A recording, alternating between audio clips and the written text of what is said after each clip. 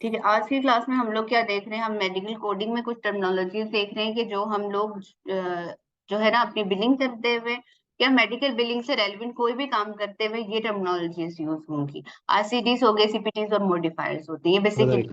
होती है। ठीक है, आप लोग क्या करें कि अपने अपने माइक्स ऑफ कर उधर लें ताकि जो है वो डिस्टरबेंस ना हो। ठीक है, ठीक है, हम आईसीडी से स्टार्ट करते हैं कि आईसीडी क्या होता है। हम लोग पहले भी जब मेडिकल बिलिंग साइकिल्स हमने शुरू किए हैं तो हम लोगों ने थोड़ा सा, ठीक है, आईसीडीज बेसिकली वो होती हैं तमाम वो चीफ कंप्लेंट डिजीज जिसकी वजह से क्या आया है, पेशेंट डॉक्टर के पास आया है। ठीक है, उसमें डिजीज भी हो सकता है, उसमें इंजरीज भी हो सकती है, कोई डिसऑर्डर भी हो सकता है, कोई भी चीज हो सकती है। रीजन वो रीजन जिसकी वजह से पेशेंट को डॉक्टर के पास आना पड़ा है। ठीक है, आईसीडी बेसिकली होता क्या है, इंटरनेशनल क्लासिफिकेशन ऑफ डिजीज की एब्रीवेशन होती है आईसीडीज। क्योंकि हम इंटरनेशनल क्लासिफिकेशन ऑफ डिजीज कहेंगे तो ये एक बहुत बड़ी सी बात होती है, तो इसलिए हम क्या कर देते हैं, हम आईसीडीज कर देते हैं। ठीक है,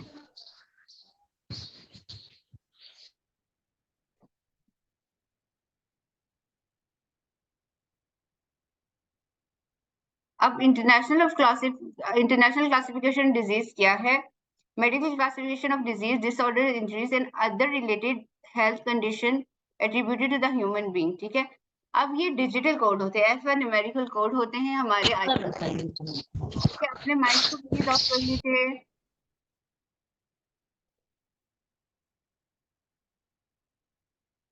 ठीक है, अब क्या होता है कि आईसीडीज को कौन गवर्न करता है, डब्ल्यूएचओ।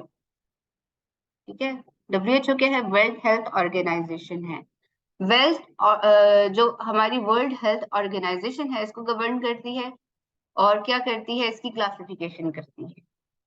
ठीक है, आईसीडीज हर साल अक्टूबर में रिवाइज होते हैं। ठीक है, हर साल अक्टूबर उनका मंथ होता है आईसीडीज का रिवाइज होने का। कोई आईसीडीज डिलीट हो जाते हैं पुराने, कोई अपडेटेड नए आईसीडीज आते हैं, लेकिन हर साल इसकी नई लिस्ट आती है अक्टूबर में। ठीक है, इसीलिए क्या होता है कि हम जब अक्टूबर के बाद की बिलिंग कर रहे हैं, अक्टूबर में बिलिंग कर रहे हैं, तो हम हमेशा मोहतात रहते हैं कि भाई हम इन चीजों को मेक श्योर करें कि कोई डिलीटेड कोड नहीं लगा रहे हो। ठीक है, और ये हमें पता होता है कि अक्टूबर में चेंज हो। ठीक है, क्योंकि हम लोग मतलब मेडिकल बिलिंग से रेलिवेंट जो भी लोग हैं अपडेट्स आती रहती हैं। ठीक है, अब ये था कि अभी जो हम आईसीडी का वर्जन यूज कर रहे हैं वो 10th वर्जन है। वर्जन ऐसे हैं कि जैसे हम कोई भी चीज यूज करते हैं, मोबाइल होता है तो उसका एक अपडेटेड वर्जन आता है, या किसी भी चीज का अपडेटेड वर्जन आता है, तो आईसीडीज के भी डिफरेंट वर्जन आते हैं। बैक टू 2015 जो है वो 9th वर्जन था। ठीक है, जब हमने शायद मेडिकल बिलिंग स्टार्ट की थी तो 9th वर्जन भी था, 9th वर्जन अभी भी 10th वर्जन में आ रहा था, तो आधे 9th वर्जन यूज हो रहे थे, 10th वर्जन हो रहा था। अब पुराना कोड नया कोड वाला सीन होता था, मतलब हम अपनी लाइफ में ये चीज एक्सपीरियंस कर चुके हैं कि पुराना कोड है तो पुराने कोड की जगह नया कोड कौन सा आया है हम नया कोड देके लगाएं। ठीक है, अब जो है आईसीडी 10 यूज हो रहा है और फ्यूचर के 1-2 साल में एक्सपेक्टेड है कि इसका 11th वर्जन आ जाएगा। ठीक है, ठीक है, वर्जन इसका चेंज होता रहता है। ठीक है, यहाँ पे हमने क्या चीज याद रखनी थी, एक कि हमारा वर्जन जो है 10 यूजर है। अक्टूबर में हमारी क्या होती है, रिवीजन होती है इसकी, हर साल अक्टूबर में हमने देखना होता है। और दूसरी बात हमने देखनी थी कि इसको डब्ल्यूएचओ गवर्न करता है, वर्ल्ड हेल्थ ऑर्गेनाइजेशन गवर्न करती है। ठीक है, अब हम देखते हैं कि आईसीडीज होते कैसे हैं। ये देखो अल्फा न्यूमेरिक है, अल्फा न्यूमेरिक का मतलब होता है कि अल्फाबेट्स भी हैं इसमें और नंबर्स भी हैं। इसको हम कहते हैं कि 3 to 7 अल्फा न्यूमेरिक्स होते हैं। ये अभी हमारे पास सामने अगर स्क्रीन पे नजर आ रहा है तो हमारे पास 7 अल्फा न्यूमेरिक्स हैं। ठीक है, डिफरेंट पार्ट्स जो है जैसे कैटेगरीज को बता रहा है, वो टियोलॉजी बता रहा है, वो एक्सटेंशन बता रहा है। इसका मतलब है कि कैटेगरी किस तरह की डिजीज है वो बता रहा है, फिर उनकी उनकी सिवियरिटी का बता रहा है। दूसरा जो पोर्शन है इसका पॉइंट के बाद का पोर्शन है, फिर लास्ट में जो हमारे पास अल्फाबेट आ रहा है वो हमें एक्सटेंशन मजीद उसके बारे में बता रहे हैं। तो ये क्या है, ये इस तरह का कोड होता है, मिनिमम 3 और मैक्सिमम 7 पे जाता है। ठीक है, ये इस तरह के आईसीडीएस होंगे। आईसीडी को उसी को हमने एक्सप्लेन कर दिया है कि 3 to 7 अल्फान्यूमेरिक कैरेक्टर्स हैं और कौन कौन से पार्ट्स में, जैसे फर्स्ट पार्ट जो होगा वो अल्फाबेट है, उसके बाद सेकंड जो है टू 7th कैरेक्टर अल्फान्यूमेरिक है, 7th character use to certain chapter बताएगा कि किस तरह में सर्टेन चैप्टर का मतलब ये है कि बता रहे हैं कि किस तरह कौन सी डिजीज की बात कर रहा है ये, हमारी स्केलेटन है, इंजरीज है, हमारी हमारी क्या चीज है, उस तरह की चीजों को ज्यादा एक्सप्लेन करने के लिए। ठीक है, आईसीडीज क्लियर हुई। आईसीडीज हमारी बीमारियां थी, अब हमारे सीपीटीज के ऊपर जो बीमारियों का ट्रीटमेंट हमने किया, इलाज किया हमने। ठीक है, सीपीटी क्या है? Current procedure terminology. ठीक है, सीपीटी उसकी एब्रिविएशन है। ठीक है, करंट प्रोसीजर टर्मिनोलॉजीज की। ये क्या होते हैं? ये कोड्स होते हैं जिनको कौन देख रहा है? अमेरिकन मेडिकल एसोसिएशन देख रहा है। ठीक है, जैसे आईसीडीज को डब्ल्यूएचओ देख रहा था, गवर्न कर रहा था, वो क्लासिफिकेशन कर रहा था उसकी हमेशा। ठीक है, इसको कौन देख रहा है? अमेरिकन मेडिकल एसोसिएशन देख रही है। ठीक है, सारे ट्रीटमेंट है तो मेडिकल एसोसिएशन देख रही है। इसके बीच में क्या चीजें आती हैं? मेडिकल कंडीशंस को ट्रीट करने के लिए सर्जरीज आती है, डायग्नोस्टिक आती है, बाकी जितनी भी ट्रीटमेंट्स जो है किसी भी पेशेंट की हो सकती हैं, वो एक्सरे हो सकते हैं, रेडियोलॉजी हो सकती है, कोई टेस्ट हो सकते हैं, लैब्स हो सकती हैं, ऑपरेशन हो सकते हैं, इस तरह की तमाम चीजें जो होती हैं वो क्या आती हैं सीपीटीज में। अब क्या कहते हैं ये सीपीटीज बने हुए क्यों होते हैं? सीपीटीज बेसिकली यूनिफॉर्म, किसी भी इंफॉर्मेशन को यूनिफॉर्म रखने के लिए। यूनिफॉर्म का मतलब है ऐसे ही बिल्कुल उसमें चेंज ना है। जब उसने लिख दिया है ना कि ये कोड है, तो उसका मतलब है वो उसके पास यही है, हमारे पास यही है, इंश्योरेंस के पास कोई। ठीक है, अगर उसने एक स्टेटमेंट लिखी होती तो कहीं ना कहीं स्टेटमेंट के अंदर डिफरेंस आ सकता था। ठीक है, एक भी बात का या एक ही स्टेटमेंट का हमने डिफरेंट कर लेते तो उसका एक डिफरेंट मीनिंग बन सकता था। तो इसलिए सबसे ज्यादा बड़ा मकसद ये था कि हम क्या करें? यूनिफॉर्म रखें इसको। ठीक है, ये 5 डिजिट के अल्फान्यूमेरिक कोड्स होते हैं। अल्फान्यूमेरिक मीन के अल्फाबेट्स भी आ सकते हैं और न्यूमेरिक भी होते हैं। मोस्टली न्यूमेरिक होते हैं, कुछ जो होते हैं जो हेक्सेडेसिमल कोड होते हैं उसमें अल्फाबेट्स आएंगे, वो आगे जाके हम देखेंगे अल्फाबेट्स किसमें। ठीक है, 5 डिजिट अल्फान्यूमेरिक कोड होते हैं, जैसे एक एग्जांपल हमने लिखी है 99215 या 3008F। ठीक है, ये दो तरह के हमने बताए कि सीपीटी कोड होते हैं। सीपीटी कोड क्या होते हैं? प्रोसीजर कोड भी कहते हैं। ठीक है, जैसे आईसीडीज को हम आईसीडी भी कहते हैं और डायग्नोस्टिक कोड भी कहते हैं। ठीक है, डायग्नोस्टिक कोड भी उन्हीं का नाम है जो आईसीडीज है। ठीक है, उसी तरह से प्रोसीजर कोड जो होते हैं, सीपीटीज जो होते हैं, उनको हम क्या कहते हैं? प्रोसीजर कोड भी कहते हैं। करंट प्रोसीजर टर्मिनोलॉजी से प्रोसीजर कोड भी कह सकते हैं हम उनको, जिस नाम से भी हम उन्हें पुकारना चाहें। ठीक है, प्रोसीजर कोड शुड बी को रिलेटेड टू डायग्नोस्टिक कोड। आप क्या कह रहे हैं कि जो भी प्रोसीजर कोड है वो को रिलेटेड होगा किससे? डायग्नोस्टिक कोड से। इसका मतलब ये है कि किसी की जो बीमारी होगी उसी से मुतालिका इलाज होगा। ठीक है, एक बंदा आपके पास सर फट के आ रहा है तो आप उसकी उसकी जो है सर्जरी तो नहीं करोगे ना। ठीक है, एक बंदे को कफ हो रही है, फीवर हो रहा है, टेम्परेचर हो रहा है, आप बैठ के जाके ड्रिप तो नहीं लगाओगे। He is not dehydrated. ठीक है, तो हमारी हमेशा ये होता है कि हम देखते हैं कि आपका सीपीटी आपके आईसीडी से को रिलेटेड हो, जो बीमारी है उससे मुतालिका इलाज। ठीक है, हमने देखा कि एक बंदा आया था डायरिया के साथ, डॉक्टर उसका एक्सरे करना शुरू कर देते। कॉमन सेंस की बात है कि करना चाहिए। इंश्योरेंस तो इस तरह की कोई भी चीजें जो को रिलेटेड नहीं है उनको पे नहीं करे। ठीक है, तो हमेशा हम लोग ये मेक श्योर करते हैं कि आईसीडीज और सीपीडीज को रिलेटेड हो, उसके साथ ये चीज लग सकती है, इस चीज पे ये ट्रीटमेंट हो सकता है या नहीं।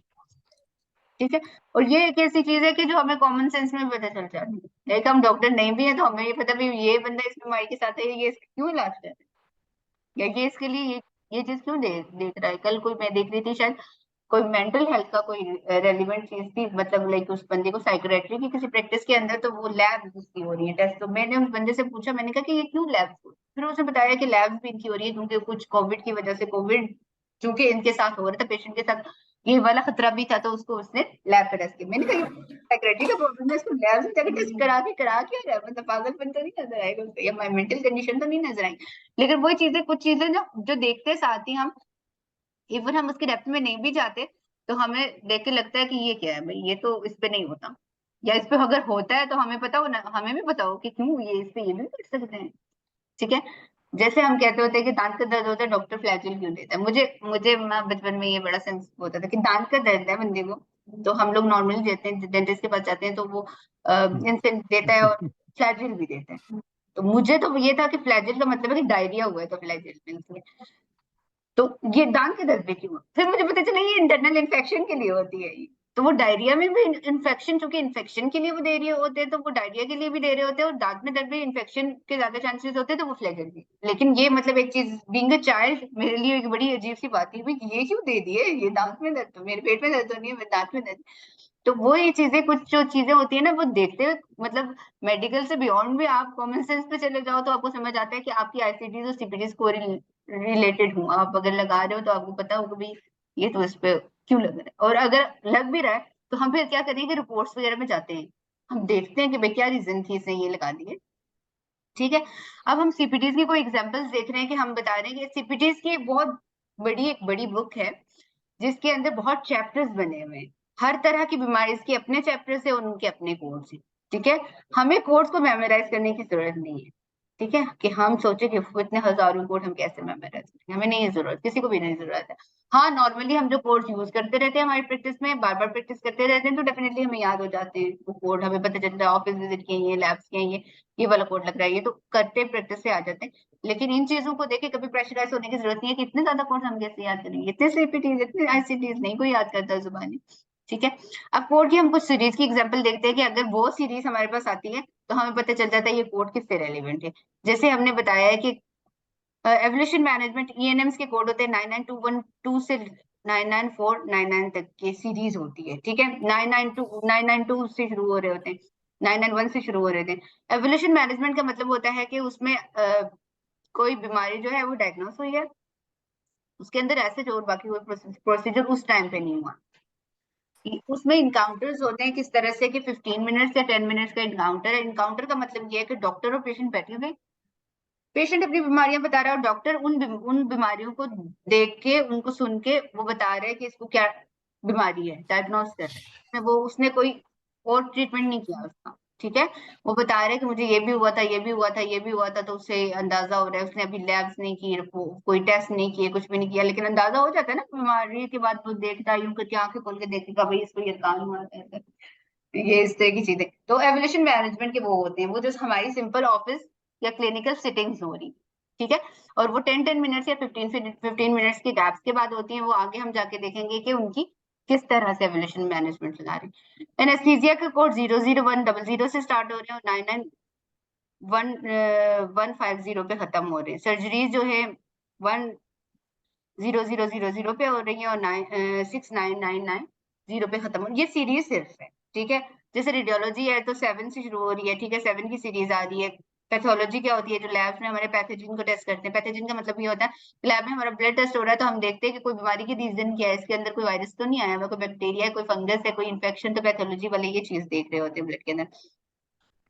फिर क्या होता है, जो लैब्स हमारी हो रही होती हैं। ठीक है, उसके बाद मेडिसिन के कोड बता रहे हैं कि 99281 से शुरू हो रहे होते हैं। तो ये डिफरेंट सीरीज है कि जिनको सीरीज को देख के हमें अंदाजा हो जाता है कि ये क्या है, ये कौन से वाले कोड कैटेगरी 1 सीपीटी की कैटेगरी 1 में आते हैं। कैटेगरी 2 में कौन से आते हैं जी, कैटेगरी 2 में हिकपैक कोड आते हैं। हिकपैक और these codes were developed by the center of Medicare and Medicaid, CMS इसको कर रहा होता है। ठीक है, और Medicaid services to identify other not found of the CPT code book.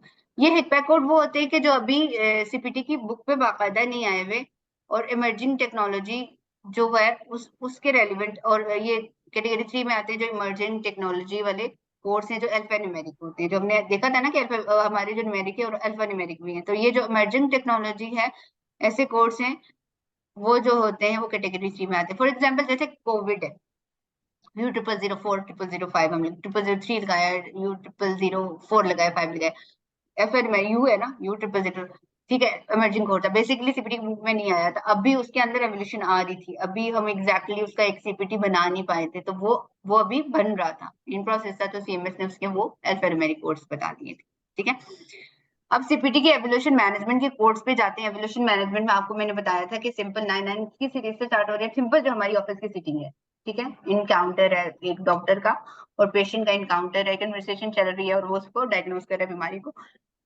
उसमें कंपोनेंट्स होते हैं चार, एवोल्यूशन मैनेजमेंट के चार कंपोनेंट्स होते हैं। एक हिस्ट्री, बंदे से पूछेगा ना, हिस्ट्री पूछते ना हमेशा, कोई भी बीमार बंदा आता है डॉक्टरों से हिस्ट्री पूछता है। हिस्ट्री का मतलब पूछता है कि तुम्हें कोई इन्फेक्शन तो नहीं है, एलर्जी एलर्जी तो नहीं है, पहले बीमार हुए थे, तुम्हें ये वाला मसला तुम्हें पहले से कब से है, कब से ये फील कर रहे हो, कब से है, पहले भी हुआ, इससे को रिलेटेड कोई बीमारी थी, ये सारी चीजें हिस्ट्री पूछेगा। फिर उसको फिजिकल एग्जामिनेशन का मतलब है कि फिजिकल एग्जाम करेगा, उसको देखेगा, उसकी आंखें खोल के देखेगा, जुबान निकाला, मुंह मतलब टार्च वार्च लगाई है, वो सारी फिजिकली वो देखेगा उसकी अभी की कंडीशन। पहले उसने हिस्ट्री पूछी, फिर अभी की फिजिकल एग्जाम में अभी देखा कि अभी क्या कंडीशन है।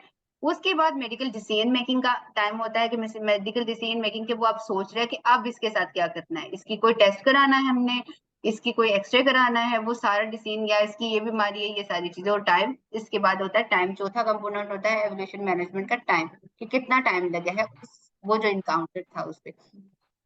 अब टाइम जो है डिपेंड कर रहा है सिवियरिटी पे बीमारी की। डेफिनेटली एक बंदे को बहुत ज्यादा बीमारी नहीं होती तो 15 मिनट में डायग्नोस हो जाएगा, ठीक है। जिस बंदे की बीमारी थोड़ी कॉम्प्लिकेटेड है तो उसमें टाइम ड्यूरेशन ज्यादा लगे, डेफिनेटली उसको समझने में, उसको बताने में, उन चीजों को प्रोसीजर उसके ऊपर परफॉर्म करने में, उसका ट्रीटमेंट करने में टाइम ज्यादा गुजर जाएगा, ठीक है। तो हमने एवोल्यूशन मैनेजमेंट के कंपोनेंट देख लिए, history, physical exam, medical decision making और टाइम हमारा है। अब हमारे ये है कोड्स हैं, ठीक है। सीपीटी कोड एवोल्यूशन मैनेजमेंट की, जो हम सिंपल ऑफिस सिटिंग की बात कर रहे थे कि उनके एवोल्यूशन मैनेजमेंट के कोड है।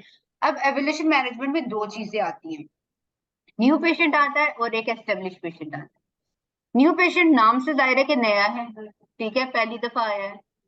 लेकिन हमारी मेडिकल बिलिंग के अंदर वो पेशेंट जो पहले आता रहा है लेकिन 3 साल के गैप था, 3 साल के बाद आए, 3 इयर्स के गैप के बाद आए, वो भी न्यू पेशेंट होगा, ठीक है। एक तो पहली दफा आया है और एक जो 3 साल के बाद आए, क्योंकि 3 साल हमने एक ऐसी टाइम ड्यूरेशन रखा है कि जिसमें किसी भी बंदे की मेडिकल कंडीशन टोटली चेंज हो सकती है, ठीक है। 3 साल एक लंबा अरसा है, लोग बदल जाते हैं, उनकी मेडिकल कंडीशन भी बदल जाती है, ठीक है। तो न्यू पेशेंट वो होगा जो पहली दफा आया या 3 साल के गैप के बाद आया, ठीक है। इस्टेब्लिश पेशेंट वो है जो हाफ एन ऑन आता रहा है, हाफ एन ऑन आता रहा या 3 साल के दौरान कभी भी आ गया, इवन 3 साल से 2 दिन कम भी आया, रह गए हो ना, 2 दिन भी रह गए हो और वो बंदा आया हो, तो हमारे लिए वो एस्टेब्लिश ही कंसिडर होगा, ठीक है। तो हम लोग क्या करते हैं, कोड्स लगाते वक्त हमेशा देखते होते हैं कि लास्ट विजिट जिसका कब था, ठीक है। इवन एक दिन भी अगर 3 साल में रह गया है तो उसको हम एस्टेब्लिश ही कंसीडर करेंगे, ठीक है। अब ये न्यू और एस्टेब्लिश का कॉन्सेप्ट क्यों है एवोल्यूशन मैनेजमेंट? डेफिनेटली जो न्यू पेशेंट है उसकी जो जिसका उसका जो इनकाउंटर है वो ज्यादा टाइम टेकिंग है, जो एस्टेब्लिश पेशेंट है उसका इनकाउंटर थोड़ा टाइम टेकिंग है, ठीक है। इनकाउंटर का मतलब वो जो सिटिंग उसकी डॉक्टर और पेशेंट के दरमियान में होती है, ठीक है। हम न्यू पेशेंट की क्या कर रहे हैं, 15-15 मिनट्स का गैप रख रहे हैं, ठीक है। उसका इनकाउंटर का जो लेवल 2 है, 3 है, 4 है, 5 है, ठीक है। पहले हमने किया कि पहले 15 मिनट, अगर उसने इसे 15 मिनट लगाए तो पहले लेवल आ गया, ठीक है। नॉर्मली 15 मिनट में एक नए पेशेंट के लिए कुछ नहीं पता चलेगा उसे, क्योंकि उसे ना अभी तो समझ आएगी, अभी तो पेशेंट को नहीं पता कि मुझे सही से बीमारी क्या है। वो कह रहे इधर भी दर्द हो रहा है, इधर भी हो रहा है, उधर भी हो रहा है, उसको एनाटॉमी नहीं समझ आ रही कि मेरे स्टोमक में दर्द हो रही है, एक दिन दिल का दौरा पड़ने लगा, दर्द उसको जो है एसिडिटी हो रही थी उसको, ठीक है। तो अब वो क्या कर रहा है, जो लेवल 2 आ जाएगा वो 15 से 29 मिनट्स का है, ठीक है, यानी कि 30 मिनट्स का ऑलमोस्ट स्लॉट बन रहा है, ठीक है। उसके बाद वो क्या कर रहा है, नेक्स्ट 15 मिनट्स जा रहा है, 30 से 44 मिनट्स पे जा रहा है, फिर 45 मिनट से ऑनवर्ड जा रहा है, ठीक है। अब ये क्या है, ये न्यू पेशेंट जो है उसका इनकाउंटर है, हम कह रहे हैं 15-15 मिनट का गैप दे रहे हैं, ठीक है। तो वो न्यू पेशेंट था। अब एस्टेब्लिश पेशेंट है, उसका जब डॉक्टर के साथ इनकाउंटर हो रहा है तो वो 10 मिनट का इनकाउंटर कर रहा है, ठीक है। वो 10 मिनट का कर रहा है, 10 मिनट किया है, 10 से 19 मिनट का किया है, फिर उसने 20 मिनट से लेकर 29 मिनट का किया है, फिर 30 मिनट से लेकर 39 का किया है, ठीक है। वो 10-10 मिनट्स में समझ रहा है, क्योंकि उसका एक एस्टेब्लिश पेशेंट है, वो हाफ एन ऑन आता रहता है, उसकी मेडिकल कंडीशन डॉक्टर को पता है, ठीक है। तो वो थोड़े टाइम में भी वो क्या कर लेगा, समझ जाएगा, वो समझ जाएगा कि उसको क्या बीमारी, ठीक है। तो ये हमारे न्यू और एस्टेब्लिश पेशेंट्स का क्या है, इनकाउंटर का टाइम है। न्यू और एस्टेब्लिश पेशेंट के लिए कोड्स भी डिफरेंट आते हैं, जैसे हमने कहा कि 99 वाली सीरीज लगती है, अब जो न्यू पेशेंट होगा उसका 99202 जीरो लगेगा, ठीक है। और जो एस्टेब्लिश पेशेंट होगा उसका 99212 लगेगा, ठीक है। जो न्यू पेशेंट का जीरो लग रहा है, जीरो आ रहा है उसके बीच में, और एस्टेब्लिश पेशेंट में 1 आ रहा है, 1 और 0 के डिफरेंस से हम लोगों को पता भी चल जाएगा अगर कोड डॉक्टर ने लगाया है कि ये न्यू पेशेंट था या ये एस्टेब्लिश पेशेंट, ठीक है। ये एवोल्यूशन मैनेजमेंट, क्योंकि एवोल्यूशन मैनेजमेंट के कोर्स सबसे ज्यादा यूज होते हैं। जो आपकी ऑफिस सिटिंग है, सिंपल आया, इलाज कराया, ओपीडी में चला गया, तो वो ऑफिस सिटिंग होगी और उसने उसमें ये एवोल्यूशन और मैनेजमेंट की कोड लगेगी।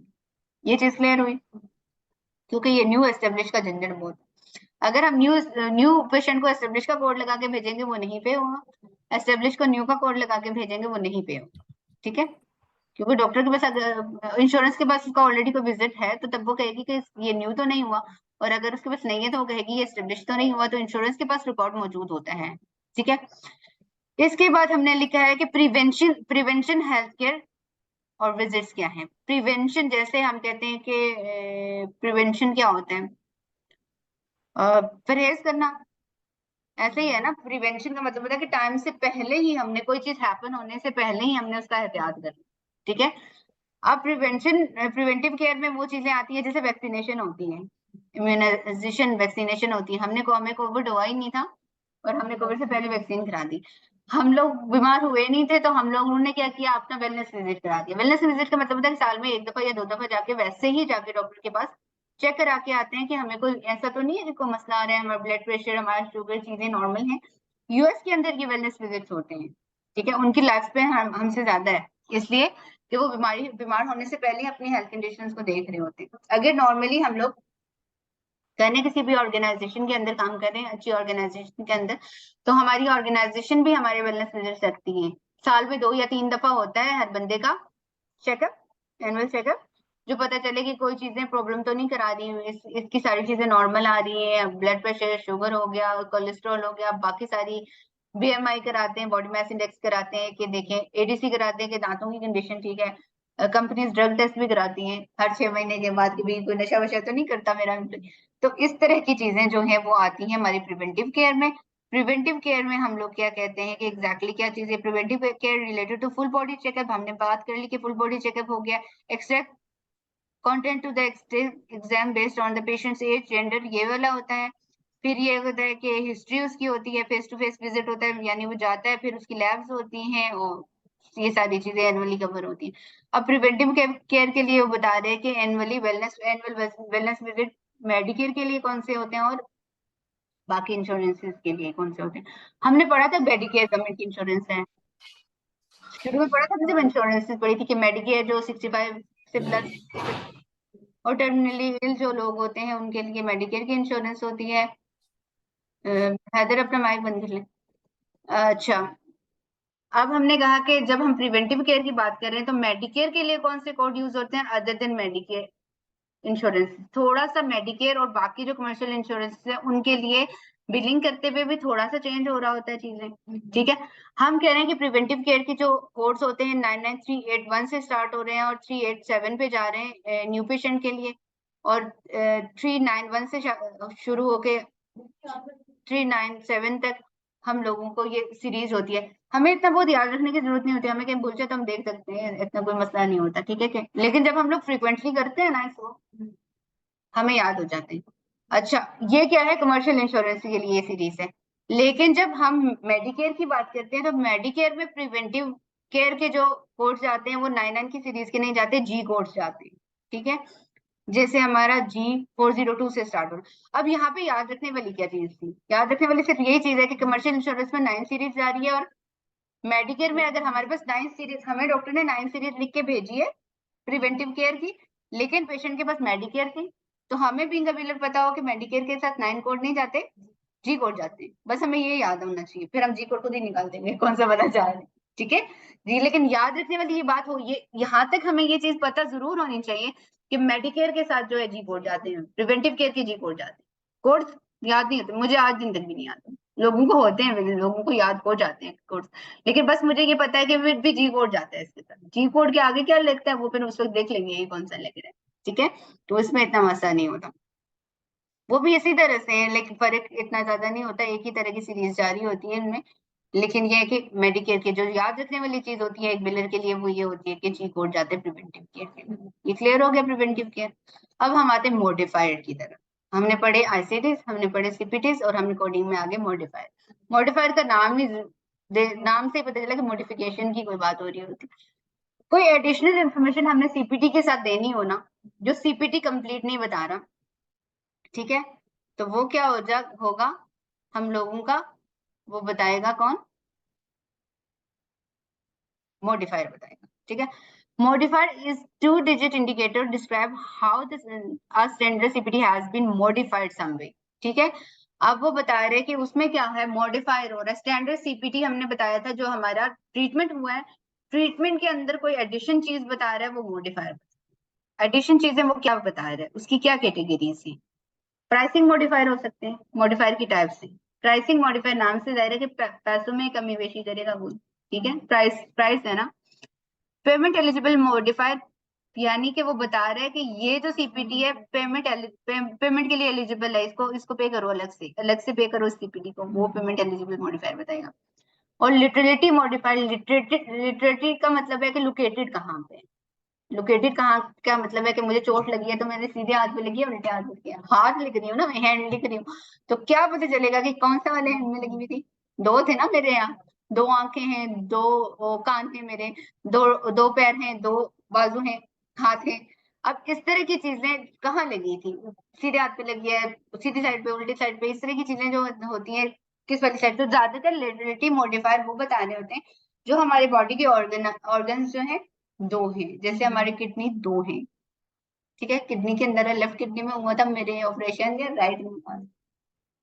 तो ऐसी तमाम चीजें जो हैं उनमें क्या होगा, लिटरेसी मॉडिफायर बताएगा, वो इंडिकेट करेगा कि कहाँ पे लोकेटेड थी ये चीजें, ठीक है, हमारी बॉडी के अंदर। हमने पहली जो ओरिएंटेशन क्लास थी उसमें हम लोगों ने वो लगाया हुआ था, हमने दो दो चीजें आप लोगों को दी थी, एक मेडिकल टर्मिनोलॉजीज की एक स्लाइड मैंने उसमें रखी हुई थी, और एक मैंने रखी थी बॉडी, जो ह्यूमन बॉडी की स्लाइड, उसके अंदर जो सर से लेके पैर तक बंदे की बॉडी के कौन कौन से पार्ट्स हैं एटलीस्ट, ठीक है, हम लोगों को शुरू से पता होते हैं, लेकिन एक दफा ओवरव्यू करने के लिए कि हमें एटलीस्ट पता चले कि हमारी एनाटॉमी, हमारी फिजियोलॉजी है क्या, ठीक है, जिनके अंदर कॉम्प्लिकेशंस आ रही हैं वो जगह, वो चीजें हैं कहाँ पे, ठीक है। तो वो हम लोगों ने जस्ट ओवरव्यू करने के लिए रखी थी कि आप एक दफा देख लो, आपका थोड़ा सा मेडिकल वाला माइंडसेट बन जाए।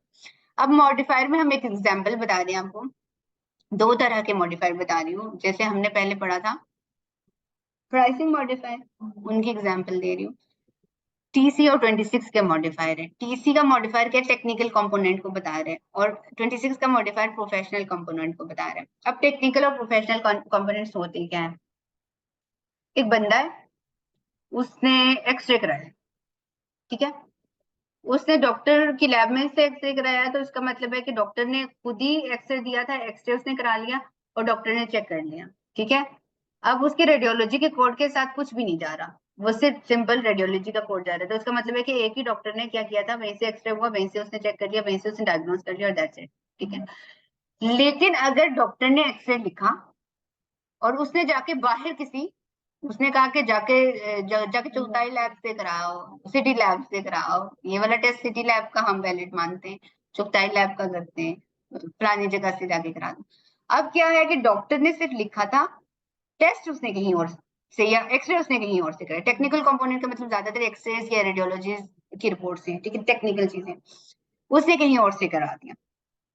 अब क्या हुआ कि जब वो लैब में जाके गया और उसने टेस्ट कराया, तो टेस्ट उसने कहाँ से करवाया था, लैब से, तो उस टेस्ट के लिए पैसे किसको मिलेंगे, लैब को मिलेंगे ना, ठीक है।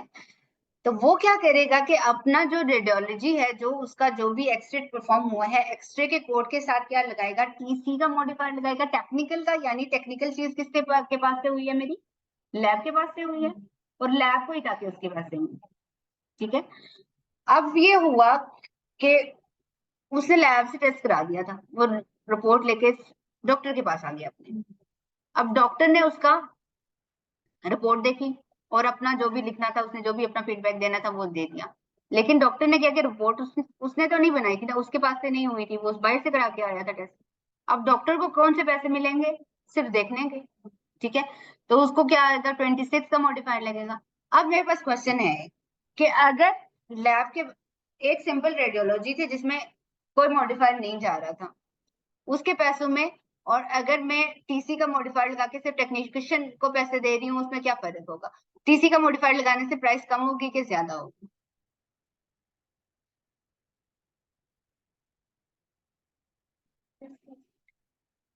हमने बताया ना कि एक सिनेरियो वो था जिसमें डॉक्टर के पास से ही एक्सरे हुआ, उसने चेक कर लिया और पेशेंट चला गया, दोनों चीजें उसके पास से हुई, डॉक्टर ने देखा भी खुद, प्रोफेशनल हिस्सा भी उसने खुद किया, टेक्नीशियन हिस्सा भी वो किया, और उसने मॉडिफायर के बगैर पूरा टेस्ट कर लिया था, पूरा सीपीटी मॉडिफायर के बगैर चला गया। दूसरा हमने कहा कि पोर्शन जो है सिर्फ टेक्नीशियन वाला पोर्शन था, ठीक है, तो इसका मतलब है कि हमने अपना रेडियोलॉजी का कोड लगाया और उसके साथ टीसी लगा दिया, टीसी लगा दिया, इसका मतलब है कि सिर्फ टेक्निकल कंपोनेंट हुआ है इसका। तो हमें सिर्फ ये पूछ रही हूँ कि टोटल जो प्रोसीजर परफॉर्म हुआ था उसमें, और अगर मैंने प्रोसीजर के साथ टीसी का मॉडिफायर लगाया है तो उसमें फर्क क्या होगा प्राइस के अंदर? टीसी का मॉडिफायर लगा के प्राइस ज्यादा होगी कि कम होगी? कम होगी, बिल्कुल कम होगी, क्योंकि हमने क्या किया, हाफ कंपोनेंट किया है ना। और ये 26 का मॉडिफायर सिर्फ डॉक्टर देख रहा है तो कम हो जाएगी ना। और अगर दोनों इकट्ठे हो रहे हैं तो हम कोई मॉडिफायर नहीं लगा रहे, इसका मतलब है ज्यादा हो जाएगी। ठीक है, ये था प्राइसिंग मॉडिफायर। समझ आई कि हमने अगर एक हिस्सा किसी चीज प्रोसीजर का किया है तो कम हो गई है। उसी तरह से जो है हमारे पास बायोलेटरल है। बायोलेटरल एक और एग्जांपल दे रही हूँ मॉडिफायर की, प्राइसिंग की ही। ठीक है, बायोलेटरल का मतलब होगा कि मेरी दोनों आंखों का ऑपरेशन हो गया। बायोलेटरल का मतलब 50 का मॉडिफायर लगा दी मैं। लेफ्ट आंख का करती तो लेफ्ट, मतलब लेफ्ट ये थी, ठीक है, लेफ्ट आंख का करती तो लेफ्ट एल टी लगाती मैं। लेटरलिटी मैंने बताया ना, एल टी आर टी लगते, लेफ्ट और राइट के लिए एल टी और आर टी लग रहे हैं। लेकिन अब जब सिर्फ मैं एल टी लगा रही हूँ या आर टी लगा रही हूँ तो पैसे थोड़े है ना, मतलब बता रहे हैं। लेकिन अगर मैं बायोलेटरल 50 का मॉडिफायर लगा रही हूँ, दोनों आंखों में हो गया था, तो क्या होगा, पैसे ज्यादा हो जाएंगे। ठीक है, तो क्या है, प्राइसिंग मॉडिफायर वो शो कर रहे हैं कि प्राइस कैसे ज्यादा हो रही है। ठीक है, पेमेंट एलिजिबल हमने बता दिया था कि वो मॉडिफायर लगा रहा है डिफ्रेंशिएट करने के लिए। वो बता रहा है कि डिफ्रेंशिएट है भाई, ये जो मैंने प्रोसीजर किया था और ये जो प्रोसीजर किया था, ये दोनों डिफरेंट प्रोसीजर है, इसका भी पे करो इसके साथ। ठीक है, ये एक दूसरे के अंदर नहीं आ रहे। और दूसरा हमने लिटरेलिटी अभी हमने बता दिया, लेफ्ट और राइट है। कुछ एग्जाम्पल है, जैसे हमने बताई है कि 50 है, 51, 52, ये तो कुछ हमने एग्जाम्पल लिखी हुई है। 78 है, 79 है, ये कुछ मॉडिफायर की एग्जाम्पल है। थाउजेंड ऑफ मॉडिफायर है।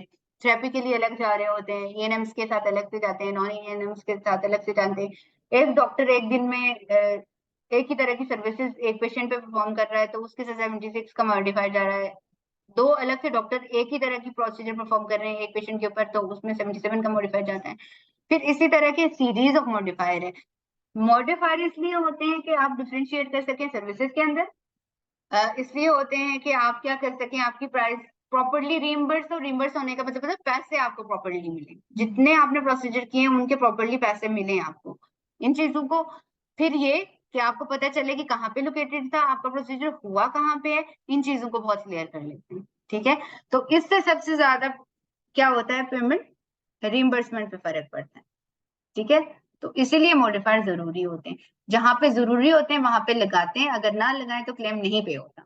और जहां पे जरूरी नहीं होते हैं वहां लगाएं तब भी नहीं पे होता। ठीक है, तो हम लोगों को मॉडिफायर लगाते हुए हमेशा क्या करना चाहिए, एहतियात करना चाहिए। अब आप लोग अपने स्पीकर्स खोल के, इसमें अगर कोई क्वेश्चन है तो आप बता दें। मेरे पास 1 मिनट का टाइम है, उसके बाद ये सेशन खत्म हो जाएगा, उसके बाद मैं दोबारा से सेशन स्टार्ट करूंगी।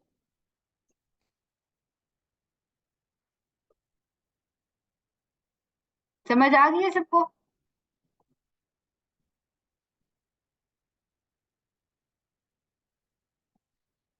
ठीक है, अगर समझ आ गई है तो उसको मैं क्लोज करती हूँ, फिर मैं इसको रीज्वाइन करती हूँ।